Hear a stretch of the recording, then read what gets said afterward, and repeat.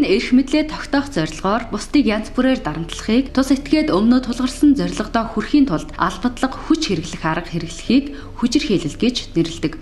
Гэр бүлийн хүчирхийлэл гэдэг нь гэр бүлийн гишүүдийн хэн нэг нь нөгөөгөө хүч эрх мэдлээр давамгайлж бие болон сэтгэл санаа, бэлгийн харьцаа, эдийн засгийн хувьд хохирол учруулж санаатаагаар доромжлон хүч хэрэглэж байгаа үйлдэлийг хэлнэ.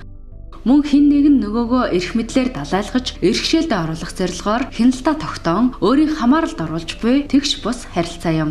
Гэр бүл дэх хүчирхийлэл нь нэг удаагийн санаандгүй үйлдэл бус дахин давтагдах даамжрах шинж чанартай үйлдэл болохын хувьд нийгмийн бусад хэлбэрийн хүчирхийллээс ялгагддаг. Хүчирхийлэлд хэн өртдөг вэ? Хүүхдүүд, эмэгтэйчүүд, эрэгтэйчүүд, ахмад настнууд хүчирхийлэлд өртдөг.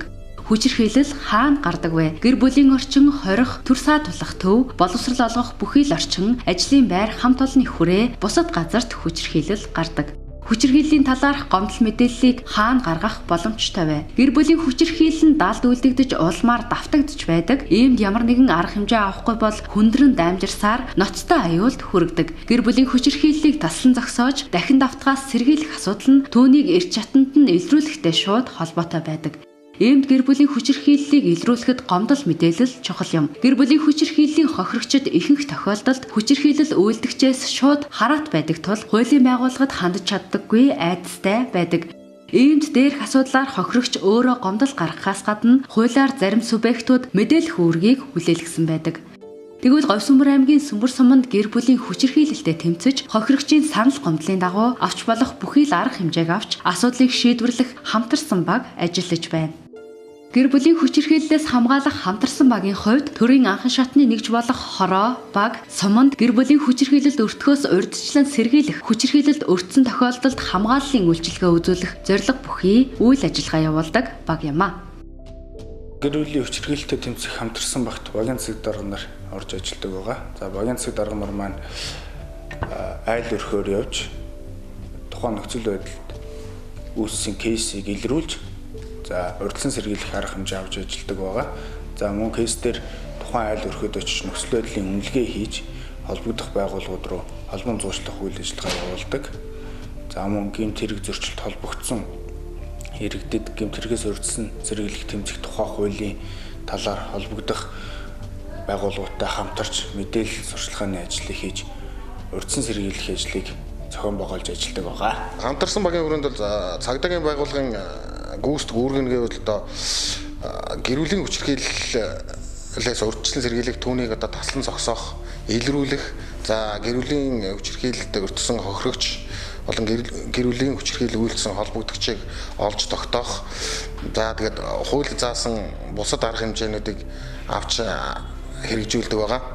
За цагдаагийн байгууллагын зөрчлийн тухай хууль болон гэр бүлийн хүчирхийлэлтэд тэмцэх тухай хууль, хүүхд хамгааллын тухай хуулийг үйл ажиллагаандаа удирдлага болгон цааш давч хэрэгжүүлэх арга хэмжээг шийдвэрлэн тодорхой эрхгүй албан тушаалтанд нь шилжүүлдэг.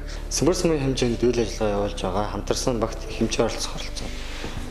Гэр бүлийн хүчирхийлэлд өртсөн хүмүүсийн бие махбод болон сэтгэл зүйд учирсан хохирлын хэм хэмжээг тооцсон гарган ажилтдаг байгаа. Мөн хамгаалах байранд байгаа нийт хүмүүст эрүүл мэндийн анхан шатны тусламж үйлчилгээг цаг тухай бүрт нь үзүүлдэг байгаа.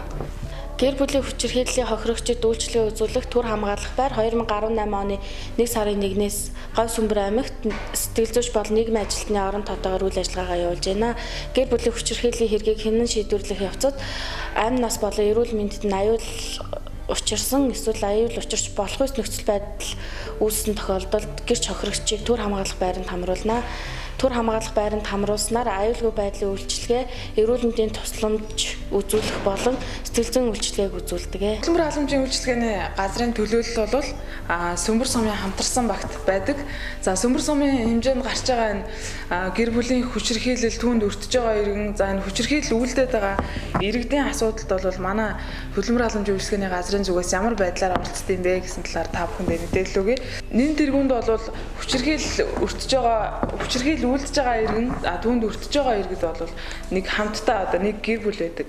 Тэгэхээр энэ хүмүүсийг юун төрөнд одоо салан тусгаарлах, цагдан хорих, хүчирхийлүүлж байгаа иргэнийг одоо тусдан салгаж авах гэхээсээ илүүтэйгээр тэр хүчирхийлүүлдэд байгаа иргэний сөрөг зан үйлийг хандлагыг аль болох өөрчлөх, за хөдөлмөр албан үйлчлэгээний газраас явуулж байгаа сургалт сурталчилгаа, төсөл хөтөлбөр, зэрэгт хамруулах замаар бол хандлагыг өөрчлөх. Тэрнээс гадна ихэвчлэн бол зорилт төлгийн иргэдэд энэ хүчирхийлэл бол их одоо илрээд байдаг.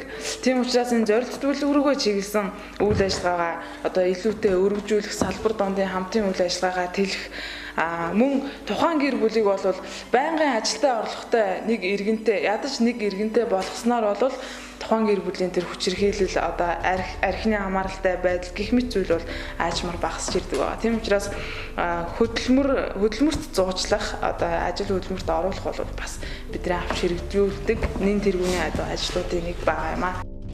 Сүмбэр сумын төвшөнд ажиллаж байгаа хамтарсан багийн бүрэлдэхүүнд сумын засаг дарга, хамтарсан багийн ахлагч, сумын нийгмийн бодлогын мэргэжилтэн, хамтарсан багийн нарийн бичиг, кейс менежер, хорооны хэсгийн байцаагч, өрхийн эмч, багийн засаг дарга, нийгмийн ажилтнууд, хамран сургах тойргийн сургуулийн нийгмийн ажилтан, хөдөлмөр халамжийн үйлчилгээний газрын мэргэжилтэн зэрэг гишүүд ажилдаг.